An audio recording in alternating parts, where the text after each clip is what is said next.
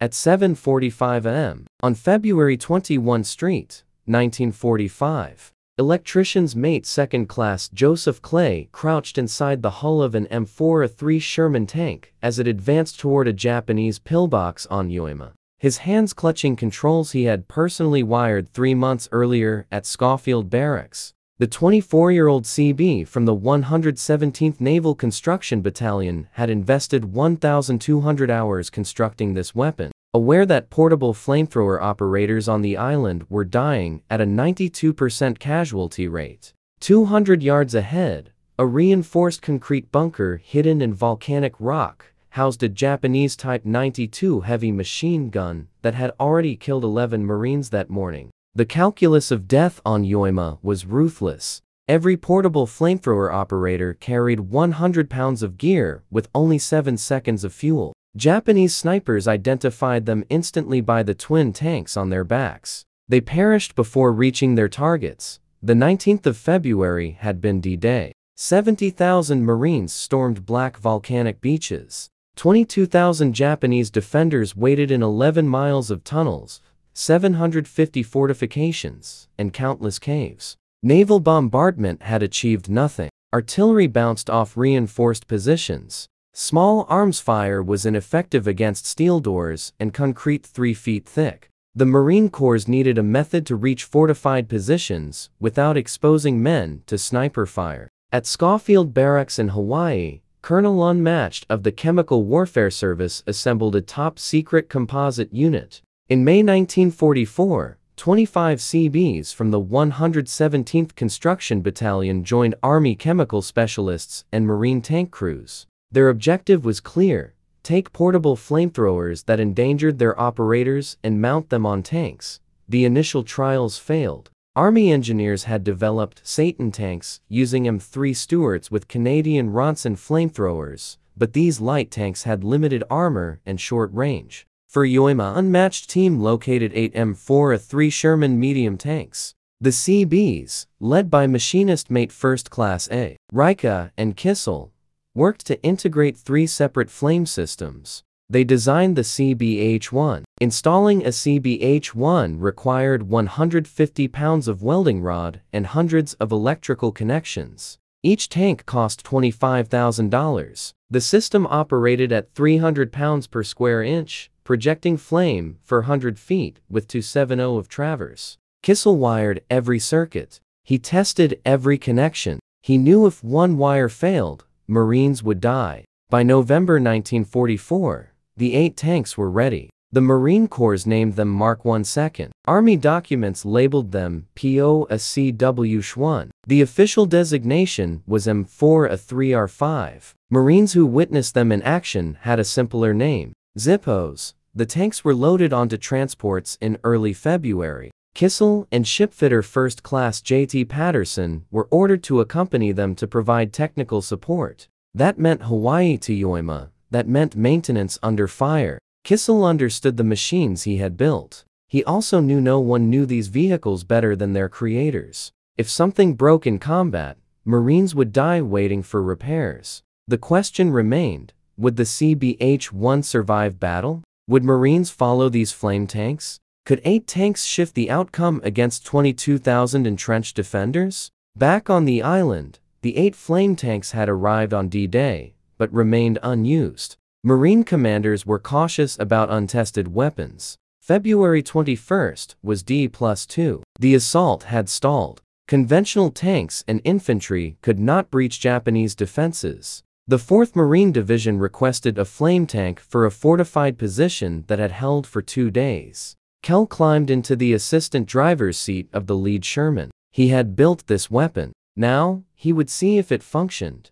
The pillbox ahead had already killed 15 Marines. Japanese gunners had clear fields of fire across 200 yards of open terrain. No infantry squad had approached closer than 70 yards without taking casualties. Kissel felt the tank shudder as the driver engaged the transmission. Through the hull, he heard incoming mortar fire. This was the moment everything he had built would be tested. The Sherman advanced at 8 miles per hour across volcanic ash and fractured rock. Kell checked the pressure gauge: 300 pounds per square inch. The fuel tanks held 290 gallons of napalm-thickened mixture. The ignition system utilized a waterproofed cylinder with housed matches that rotated like a revolver. He had tested this mechanism 40 times at Schofield Barracks. It had never failed. At 150 yards from the pillbox, Japanese machine gun fire began, striking the Sherman's armor. The bullets pinged sharply against the steel plating.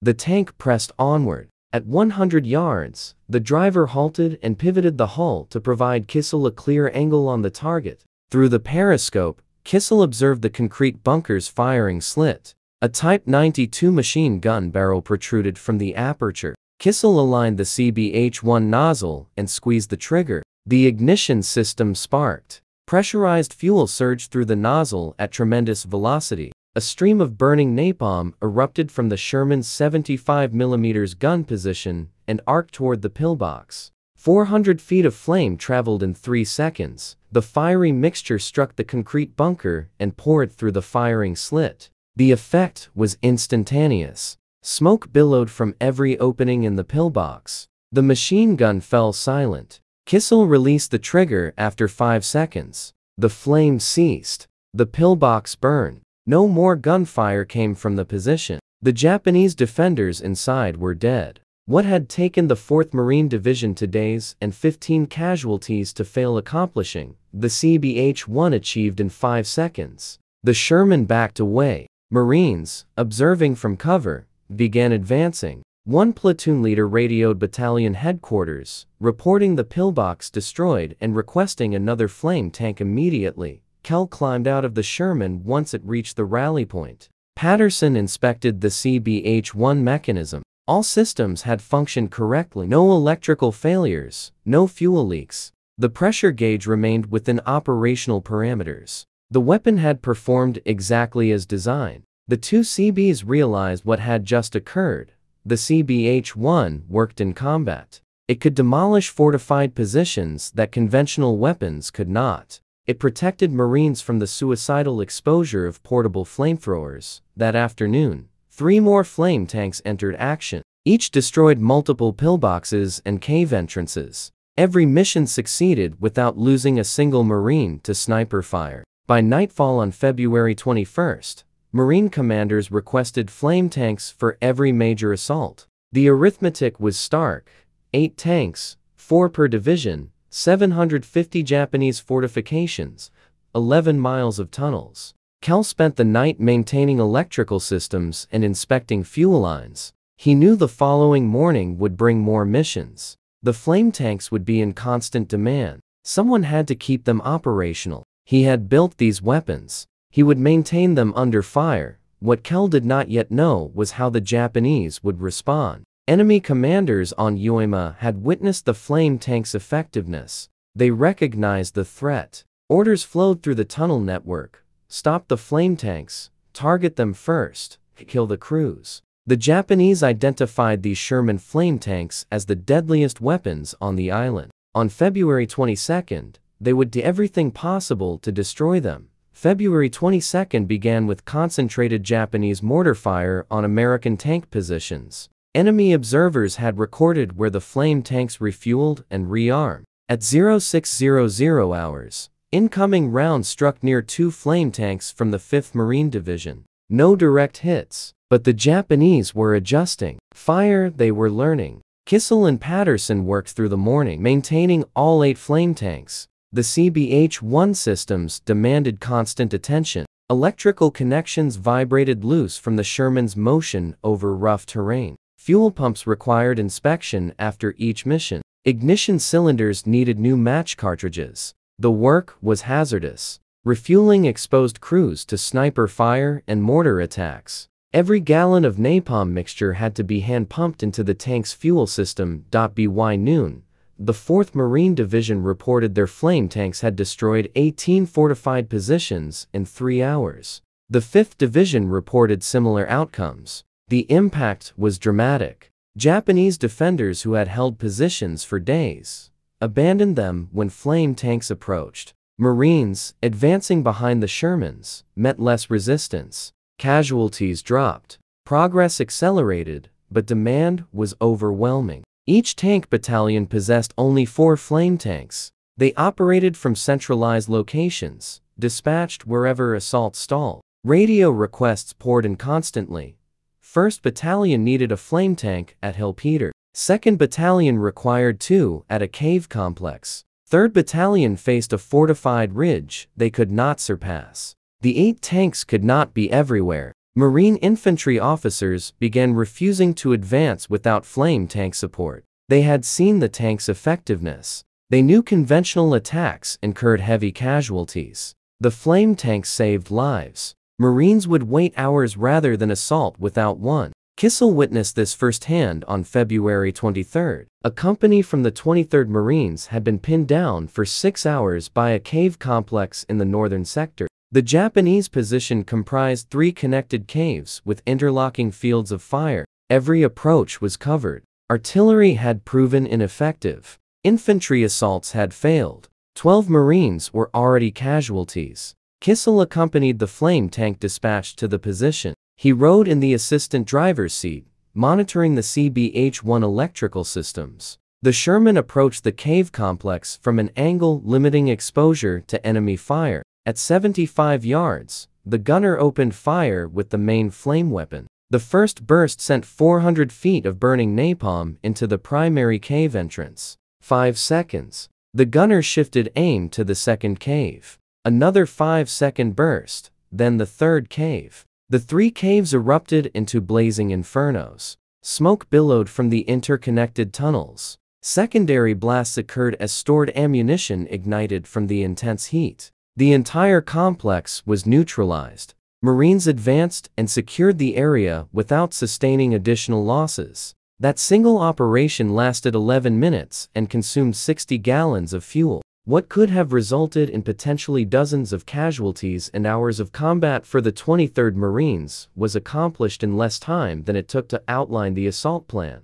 The company commander radioed a concise message to battalion: "Send more flame tanks," but none were available. All 8 were already deployed. Requests were piling up. Japanese defenses extended for miles. The flame tanks were performing exactly as intended. The issue was that there weren't enough of them. By February 25, the 8 flame tanks had been in near continuous use for 4 days. Kissel had worked 18-hour shifts, keeping them operational. Each tank averaged 4 to 6 missions daily. Fuel consumption reached 5,000 gallons. The CBS at the beach supply depot labored non-stop, mixing napalm and pumping it into jerrycans for transport forward. The CBH-1 systems were holding up better than anticipated, but issues arose. Electrical connections corroded from salt spray and volcanic dust. Fuel pumps clogged due to sediment in the napalm mixture. Ignition cylinders were out faster than expected.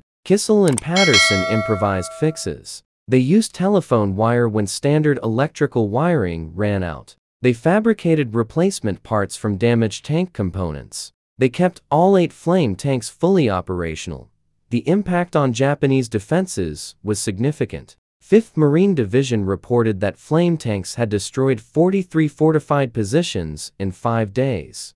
4th Division recorded similar results. Infantry casualties dropped 30% in sectors where flame tanks were active compared to sectors without them. Marines advanced faster with fewer losses. Japanese defenders adjusted their tactics. They focused anti-tank fire on the flame tanks. They targeted fuel trucks supplying them. They attempted suicide attacks using magnetic charges. 3 flame tanks sustained damage from Japanese anti-tank weapons, but their armor held. None were destroyed. The CBH-1 system endured impacts that would have disabled conventional equipment. On February 27, Kell was inside a flame tank when it received a direct hit from a Type 147mm anti-tank gun. The round struck the Sherman's frontal armor at an angle and deflected. The impact threw Kell against the interior, dislocating his shoulder. Patterson extracted him and relocated the joint. Kissel was back on the electrical systems within 2 hours.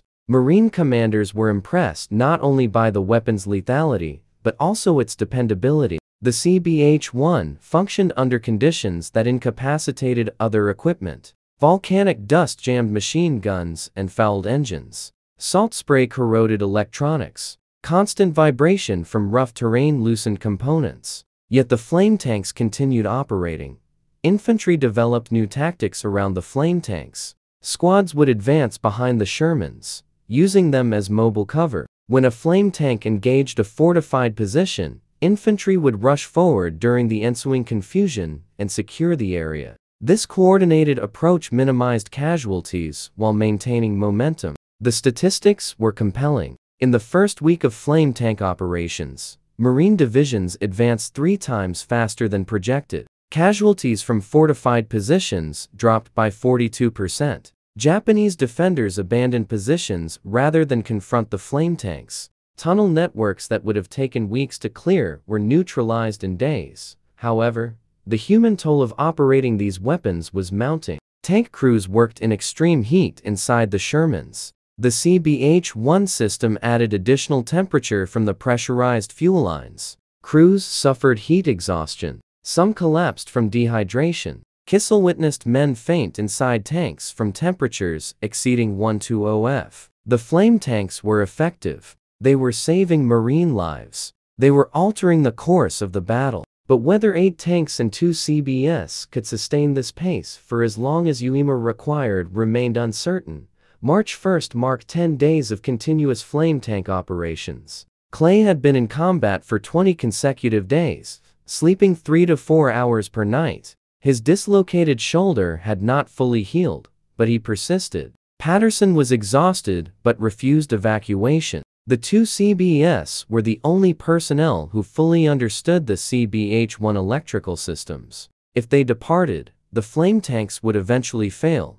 The intensity of the battle increased. Japanese defenders in the northern sector had fortified every ridge, ravine, and cave. The terrain favored defense. Volcanic rock provided natural cover. Interconnected tunnels allowed defenders to reappear in positions Marines believed cleared. Casualties mounted. Progress slowed. 5th Marine Division specifically requested flame tanks for an area nicknamed the Meat Grinder. 3 fortified hills formed overlapping defensive positions: Hill 362, Turkey Knob, and the amphitheater. Japanese defenders had held this sector for 9 days. Conventional attacks had failed. Over 800 Marines had been lost attempting to take these positions. 4 flame tanks were assigned to support the assault on Hill 362. Kell accompanied the lead tank. He had maintained the Sherman for 3 straight days, replacing corroded wiring and rebuilding the fuel pump. The electrical systems were performing at peak efficiency. The tanks approached Hill 362 at 0800 hours on March 3. Japanese anti-tank fire was immediate and precise. 1 Sherman received 3 turret hits, but the armor held. The flame tanks continued advancing. At 100 yards from the first fortified position, all 4 fired simultaneously. 1,600 feet of flame engulfed the hillside. Cave entrances erupted into infernos. Pillboxes burned. Japanese defenders attempting to flee through tunnel exits were caught in secondary fires. The assault lasted 12 minutes. When the flame subsided, Marines advanced and secured Hill 362 with minimal resistance. What had cost 800 casualties over 9 days was achieved in 12 minutes. Turkey Knob fell the same day using identical tactics. The amphitheater required 2 days, but flame tanks were decisive in both attacks. By March 5, the Meat Grinder was secured. 5th Marine Division credited flame tanks with saving an estimated 500 Marine lives in that sector alone. The success increased demand. 3rd Marine Division, arriving as reinforcements, requested flame tanks for northern operations, but the original 8 tanks were approaching mechanical limits. 2 had damaged fuel pumps that Patterson struggled to repair with improvised parts. 1 had electrical failures traced by Kissel to corroded connections he couldn't fully replace. The tanks were operating at 75% capacity. Marine Corps' leadership recognized the problem. A message was sent to Schofield Barracks requesting additional flame tanks and trained personnel, but Schofield was 4,000 miles away. Manufacturing and shipping would take weeks. The battle on WWII could not wait. Kissel understood the arithmetic. 8 tanks, reduced capacity, increased demand. The northern sector still held thousands of Japanese defenders in fortified positions. The flame tanks had proven their value. The question was whether they could sustain operations long enough to finish the battle. On March 7, Japanese forces launched a rare counterattack in the northern sector. The flame tanks would face their most severe trial. The assault began at 0200 hours. 300 defenders emerged from tunnel networks near Katano Point and attacked Marine positions. The attack was coordinated and intense. Marines called for immediate support. 2 flame tanks were dispatched under darkness. Night operations were perilous. Limited visibility, difficult terrain. Japanese infantry could approach undetected with magnetic charges or satchel explosives. But Marine commanders deemed the risk acceptable given the flame tank's effectiveness. Kell accompanied one tank, positioned in the assistant driver's seat, monitoring the electrical systems by flashlight. The Sherman moved slowly through the darkness, guided by radio instructions from forward observers. At 300 yards from the Marine lines, Japanese troops directly engaged the tank. Small arms fire struck the hull from multiple directions. Something heavy hit the turret, likely a satchel charge that failed to detonate. The driver kept moving forward. Kissel checked the CBH-1 pressure gauge still functional. The ignition system operated flawlessly. At 150 yards from concentrated Japanese positions, the gunner fired. Flame illuminated the night. 400 feet of burning napalm swept across the hillside, decimating Japanese troops assembled there. The effect was catastrophic. Defenders in the open had no protection from the flame. The counterattack collapsed within minutes. The second flame tank arrived and finished securing the sector. By dawn on March 8, the counterattack was repelled. Marines counted 187 Japanese dead. Marine casualties were 23, far below expected numbers for a night engagement of that scale. The overnight mission revealed significant issues. One flame tank experienced multiple electrical failures. Kissel spent 6 hours tracing corroded wiring and replacing damaged components. The second tank's fuel pump was failing entirely. Patterson worked through the day attempting repairs with parts scavenged from damaged conventional Shermans. By evening, only 6 of the 8 flame tanks were operational. March 10 brought additional challenges. The 5th Marine Division reported that their flame tanks were consuming 10,000 gallons of fuel each day. The beach supply depot struggled to produce enough napalm mixture. Fuel shortages required rationing. Each tank was restricted to 3 missions per day instead of 6. Performance declined accordingly. Kissel's physical state deteriorated after 26 days of continuous combat. Sleep was minimal, nutrition poor, and his dislocated shoulder caused constant pain. Patterson suffered severe dehydration and heat exhaustion.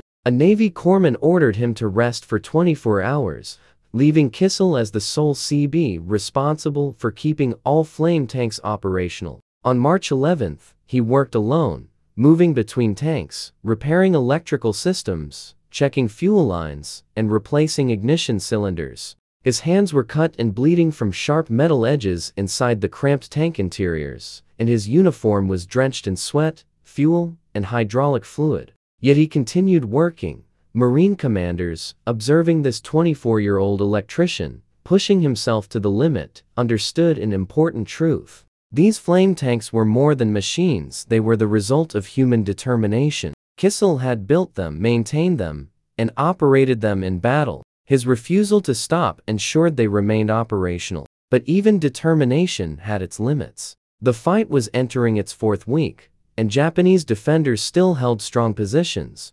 Reinforcements arrived from Schofield Barracks on March 12, not extra flame tanks, but replacement components and 3 trained technicians familiar with the CBH-1 systems. Patterson recovered enough to return to limited duty, giving Kissel support. The operational tempo could finally be sustained. The final 2 weeks of the battle tested every system and person involved. Northern sector defenders fought from prepared positions with no intent to surrender. Every cave required clearing. Every tunnel needed inspection. Every pillbox had to be neutralized. The flame tanks operated non-stop. By March 20, The 8 flame tanks had been in action for 28 days, completing over 240 missions, destroying an estimated 370 fortified positions, and consuming more than 140,000 gallons of napalm fuel. Not a single flame tank was lost to enemy fire, and no crew members were killed while operating them.